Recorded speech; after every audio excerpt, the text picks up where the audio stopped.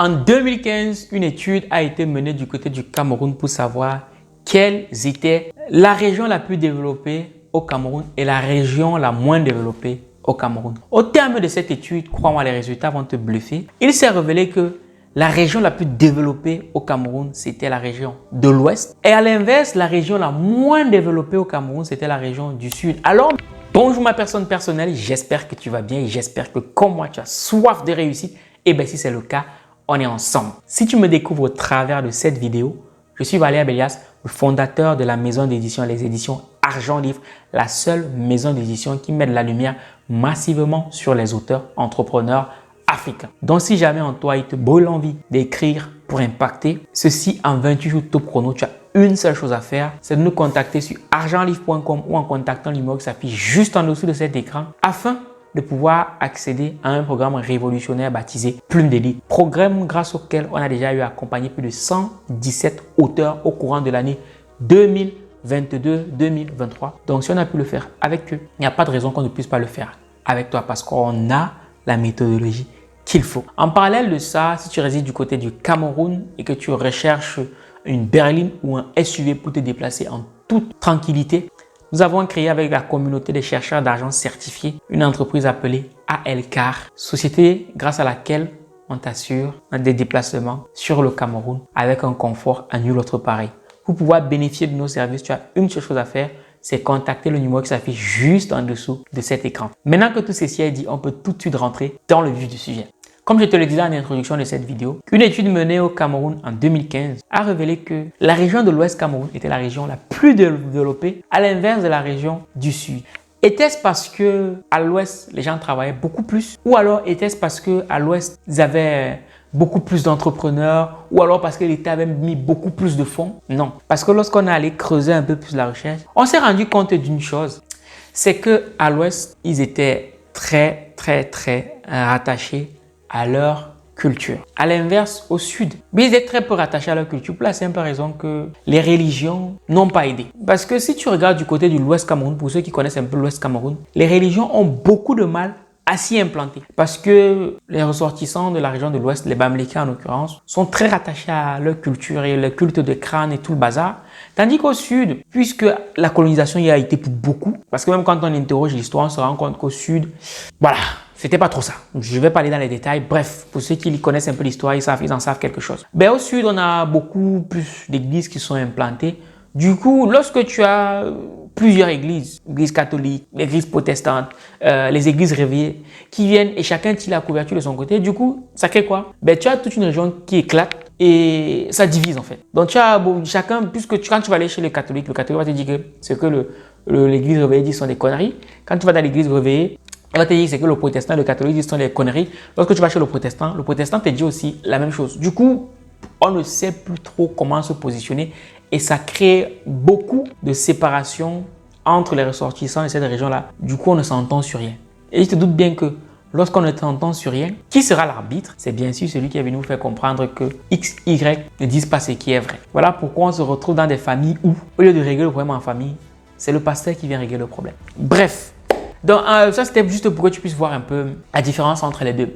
Mais surtout, il y a un élément très puissant, très puissant, qui bien sûr est culturel, que les ressortissants des gens de l'Ouest utilisent, c'est la tontine qui se révèle quand même pour le coup en Afrique être un levier économique très puissant, surtout lorsqu'on sait que pour avoir un crédit à la banque, c'est compliqué et quand bien on a un crédit à la banque, les taux d'intérêt sont souvent très élevés.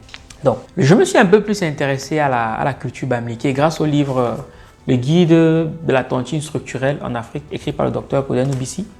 Et il fait état du fait qu'à l'Ouest, par exemple, on sait qu'il faut avoir un chef. Et il y a des régions de l'Ouest où on ne sait rien du chef de l'État. Non, c'est le chef qui a les pleins pouvoirs. Mais comment est-ce qu'ils font pour que le chef du village ait les pleins pouvoirs? Premièrement, quand le chef a été désigné, qui a été initié par les anciens, premièrement, on s'arrange à ce qu'il soit puissant financièrement. Et deuxièmement, au cours des rites d'initiation, on lui transfère certains pouvoirs magiques. Est-ce qu'il a vraiment ces pouvoirs? Je n'en sais rien. Mais tu vois, tu dis que le plus important, c'est que les gens croient qu'il a ce pouvoir magique, ces pouvoirs magiques-là en tant que chef.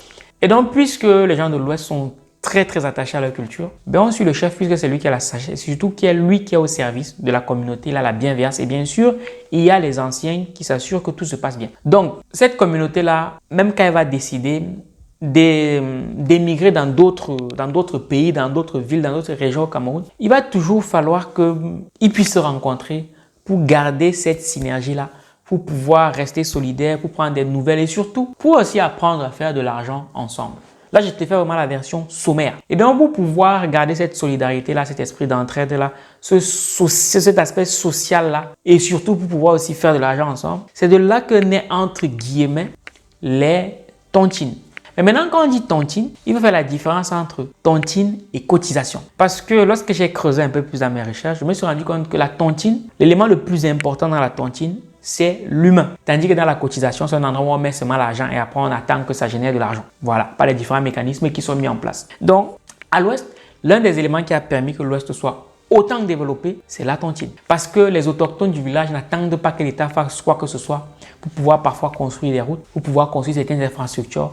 Ils se prennent en main eux-mêmes grâce à leur tontine. Mais quand on voit ça, moi je suis de ceux qui pensent que quand on voit quelque chose qui est bien quelque part, on regarde et on copie. On doit se poser la question de savoir, plutôt que de critiquer, parce qu'il y en a qui ont trouvé la critique facile, plutôt que de critiquer, se poser la question de savoir, mais qu'est-ce qu'il y a de bien dans la tontine afin que nous aussi on puisse implémenter ça chez nous et pouvoir en tirer les bénéfices. Donc dans cette vidéo, je vais partager avec toi 4 avantages non négligeables de la tontine. L'idée, c'est que tu puisses déjà avoir une idée. Si tu veux aller plus loin, tu pourras lire ce livre qui est disponible sur argentlivre.com et voir comment implémenter la tontine dans ta famille. Parce que les 4 avantages que je vais partager avec toi, crois-moi, lorsque je les ai découverts, j'ai décidé aussi de voir dans quelle mesure créer une tontine au sein de ma famille. Le premier avantage qui est non négligeable, c'est que la tontine, je parle de la tontine, bien comprise, c'est un outil qui permet de resserrer les liens sur le plan social et de rester en contact.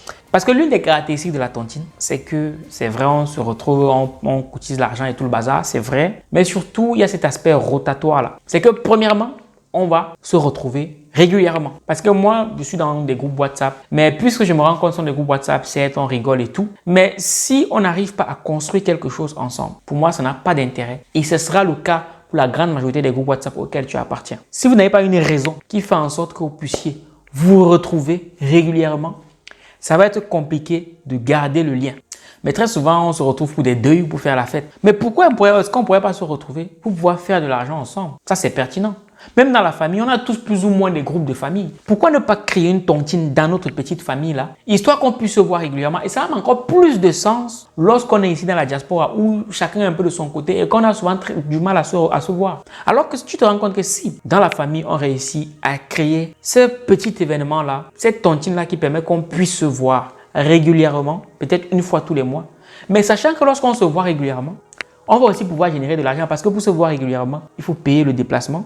Il faut pouvoir manger quand on sera présent. Sauf que ça repose toujours dans les... Si ça se toujours supporté par les mêmes personnes, ça devient très vite lourd. Et ces rencontres-là vont vite s'éteindre. Alors que si dans une famille, on crée une tontine pour se voir régulièrement, ça veut dire qu'on passe un bon moment. Et surtout, on génère aussi de l'argent ensemble. On bâtit des projets ensemble. Voilà comment les familles deviennent puissantes. Aujourd'hui, on entend les familles Rockefeller, on entend les familles telles que Danone, on entend des familles telles que Bugatti Veyron et tout le bazar. Ce sont des entreprises familiales. Mais pourquoi nous aussi, on ne peut pas dans nos familles construire des entreprises familiales en partant des tontines? Parce que pour construire une entreprise, à un moment donné, il va falloir de l'argent. Mais l'argent doit venir d'où? Est-ce que ça doit venir d'un frère ou d'un oncle ou d'une tante? Non. Lorsqu'on se rencontre, on peut discuter sur des projets et partager un bout de pain ensemble. C'est très bien aussi dans les familles.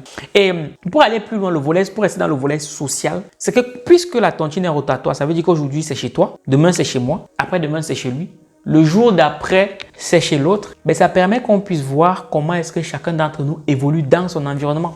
Ce qui fait que si cette année vous venez chez moi et que vous vous rendez compte que c'est plutôt très bien chez moi, mais d'une certaine manière ça va vous influencer à vouloir faire pareil chez vous.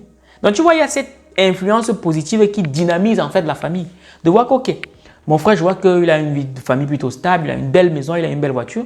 Mais moi, je me dis, bon, qu'est-ce que moi je peux faire de mon côté pour avoir une belle maison et une belle voiture aussi? Et ça m'amène au deuxième volet qui peut être très intéressant dans le fait de créer une tontine dans la famille, c'est de networker et surtout d'avoir un partage d'expérience. Tu sais, pour beaucoup d'entre nous, on a pour habitude de dire que ouais, les milliardaires en Afrique ne se formaient pas. Mais j'ai envie de dire, c'est parce que vous ne maîtrisez pas la puissance dont peut revêtir une tontine. Parce que dans une tontine, imagine Les milliardaires d'un village qui se retrouvent, ils sont peut-être 100 ou 200. Tu imagines le type d'informations qui peuvent se partager ce jour-là? Parce que dans les tontines aussi, il y a ce qu'on appelle le partage d'expérience. Ce sont des enseignements qu'on transmet. C'est juste que pour le coup, c'est à l'oral. Si moi, par exemple, j'investis dans le BTP et nous, on fait une tontine, je me retrouve avec mes frères et mes soeurs et tout. Mais je leur explique, ou bien mes cousins, je leur dis, bon, dans le BTP, voici les différents secteurs dans lesquels vous devez faire, voici comment vous devez vous y prendre pour pouvoir peut-être construire votre maison à moindre coût et tout le bazar. Je leur donne ces informations-là parce que je sais qu'on a construit notre tontine sur des bases de confiance. Parce qu'on ne construit pas une tontine il faut qu'il y ait une base de confiance. Je ne sais pas si tu captes un peu le délire. Mais pour avoir cette base de confiance-là, il faut avoir des critères d'inclusion pour intégrer les gens dans cette tontine. Ça peut être, comme critère d'inclusion, ça peut être juste le volet culturel. C'est-à-dire, dans cette tontine-là, on ne parle que la langue traditionnelle. Ça permet aussi de garder le lien avec la culture. Je ne sais pas si tu vois un peu. Donc, tu vois, dans nos familles, très souvent aussi, on a, surtout lorsqu'on a des gens qui sont en Europe, lorsqu'il y a des problèmes, tout repose sur eux. On les appelle toujours, il y a un problème, il faut venir aider. Il y a un problème d'argent, tel est malade, tel a ci, l'autre a une fracture du cheveu et tout le bazar. Mais si tu es en Europe et que vous réussissez à créer une tontine dans la famille, ça implique tout le monde. Ça implique tout le monde. Et tel enseigne que si demain il y a un problème dans la famille, ça ne repose plus seulement entre tes mains. Oui, ça permet que désormais, s'il y a un problème dans la famille, vous venez dans la tontine et vous en parlez. Chacun met du sien et ça avance. Vous pouvez même voter un budget dans la tontine en mode, ok, voici un budget qu'on vote lorsqu'il faut subvenir, il faut venir en aide à un membre de la tontine ou à un membre de la famille. Du coup, c'est moins lourd pour toi parce que la tontine t'aide. Voilà pourquoi je dis, c'est fondamental que dans une famille, on apprenne à faire de l'argent ensemble. Parce que si tu es le seul riche de ta famille, si tu es le seul qui t'en sort dans ta famille, dis-toi que tous les malheurs de la famille, toutes les charges financières de la famille vont reposer entre tes mains. Voilà pourquoi tu dois te débrouiller à créer un système dans la famille pour que chacun puisse être impliqué humainement et financièrement. Et aujourd'hui, tu me diras, oui, mais dans ma famille, les gens sont ci, sont ça. Non, tu n'es pas obligé d'impliquer tous les membres de ta famille dans un début. Non. Une tontine, vous pouvez commencer à 2, 3, 4, vous vous réunissez régulièrement. Après, vous montez peut-être un projet. Ça voit le jour. Les autres membres de la famille vont voir. Ou bien juste le fait de se retrouver à chaque fois, de manger un petit bout, d'échanger sur vos projets. Donc quand vous vous retrouvez à 4, vous échangez sur vos projets, après vous publiez ce que vous faites dans la famille, dans la grande famille que les autres voient. Et c'est quand ils vont voir, ils vont se dire, ben, peut-être que l'affaire qu'ils font là, ce n'est pas si bête. Parce qu'on doit aussi s'éduquer dans la famille. D'aucuns ont des réticences à créer une tontine dans la famille parce qu'ils se disent que oui, il va y avoir des problèmes d'argent. Les gens vont fuir avec l'argent. Non.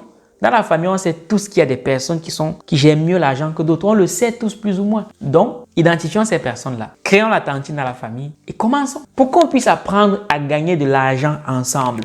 Que l'argent reste dans la famille. Pour qu'on jumboum, c'est important. Un autre avantage de la tontine dans la famille, c'est le networking. Le networking, comme j'ai dit. Le réseau. Oui.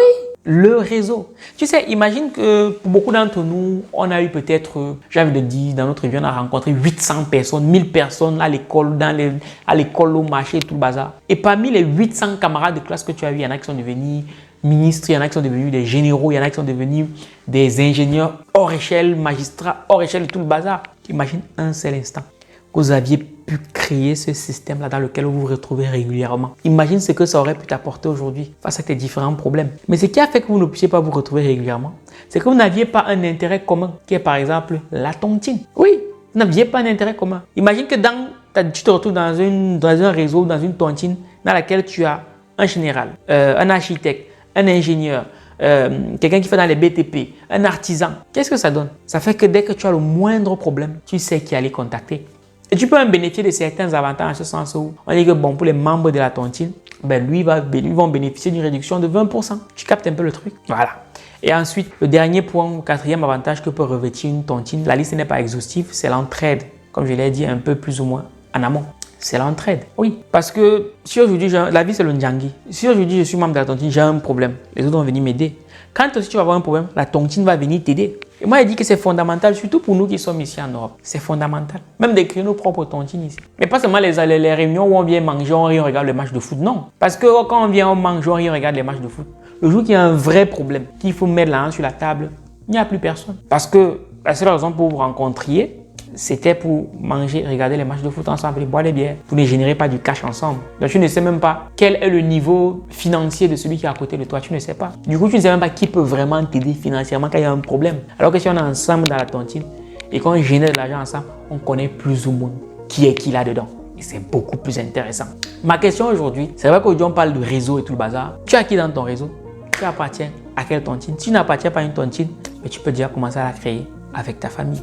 En tout cas, moi, je tiens à préciser que je n'avais pas ce regard-là de la tontine par le passé. Mais depuis que j'ai lu ce livre, ça m'a ouvert les yeux sur un certain nombre de choses. Et du coup, je me suis dit, je vais partager ça avec toi. Parce que moi, quand j'apprends quelque chose dans un livre, moi, je viens partager avec toi, histoire qu'on puisse voir ensemble comment développer ça. Mais moi, je suis en train de voir comment créer une tontine dans ma famille. Parce que je sens que ça peut donner quelque chose de très intéressant. Parce que très souvent dans la famille, c'est quand il y a les maladies, on commence à appeler tout le monde. Koro, il y a la maladie, chacun doit envoyer l'argent et tout. Alors que si tout est déjà fait dans la tontine, ça fait que tout le monde respire. On transpire moins. Et lorsqu'on est dans un cercle comme celui-là, même quand il y a un problème, il faut aider quelqu'un. Et qu'au coup dans la tontine, on se regarde, on dit bon, il faut qu'on fasse quelque chose. Tout le monde doit mettre la main à la pâte. Du fait d'être dans un réseau aussi sain que celui-là, tout le monde doit mettre la main à la pâte pour venir en aider à la personne qui en a besoin. C'est aussi à ça que ça sert. Bref, ma personne, cette petite vidéo t'aura été utile. N'hésite pas à nous lâcher un pouce ou à nous partager cette vidéo, à nous laisser un petit message en commentaire. Et tiens à préciser que le livre est disponible sur le site internet argentlivre.com. C'est une pépite, il se lit assez facilement, il fait moins de 100 pages. Donc voilà, c'était Valère Bélias, le chercheur d'argent. Et je te donne rendez-vous à ma prochaine vidéo. Minakano.